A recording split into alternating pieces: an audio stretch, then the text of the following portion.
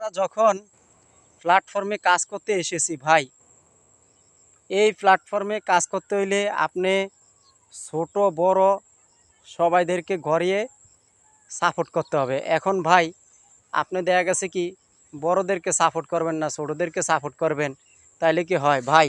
একটা কথা কি দেখবেন, বড়রা বড়দেরকে যদি কমেন্ট করেন না, তাহলে দেখবেন অবশ্যই আপনাদেরকে লাভ রিয়েট দিবেই আপনার ভিডিওর ভিতরে, বা লাইকের বা কমেন্টের পাশাপাশি আপনাকে লাভ রিয়েট অবশ্যই দিব বড়রা।